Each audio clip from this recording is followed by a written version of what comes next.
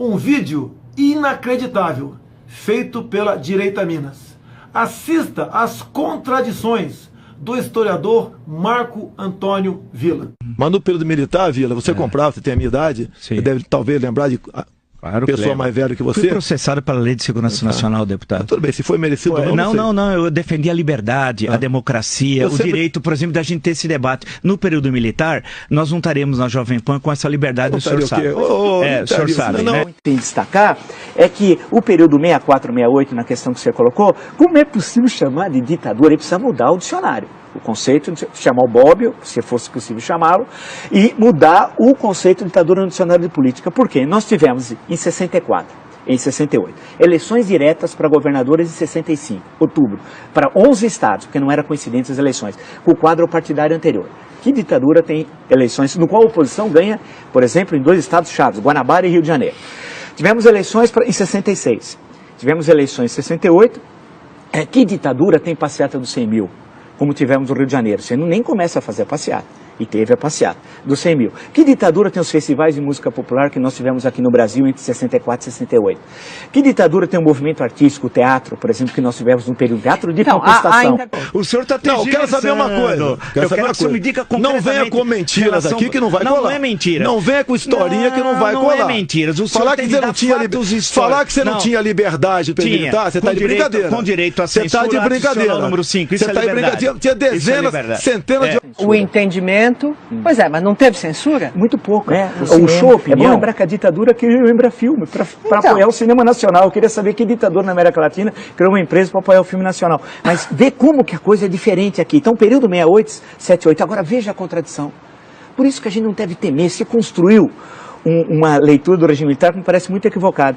Se o AI-5, como é sabido, vigorou de 13 de dezembro de 68 a 31 de dezembro de 78, em 74, nós tivemos uma eleição relativamente livre para o Senado. O Brasil tinha 22 estados.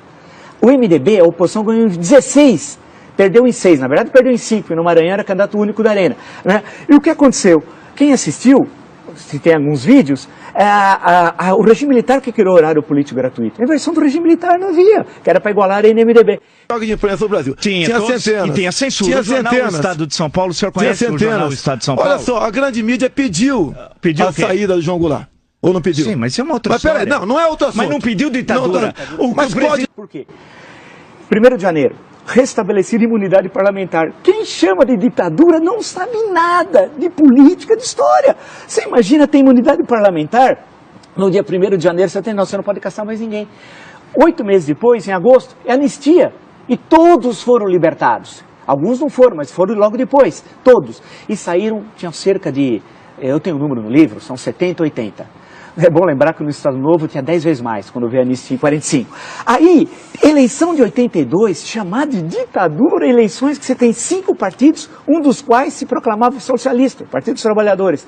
E com a vitória da oposição em São Paulo, Franco Montoro, Minas, Tancredo Neves, Rio, Leão Brizola, não só a vitória, mas a posse.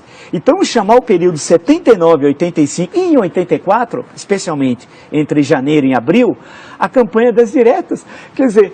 Mas isso já era o fim da ditadura. Mas não é mais ditadura. Tá bom.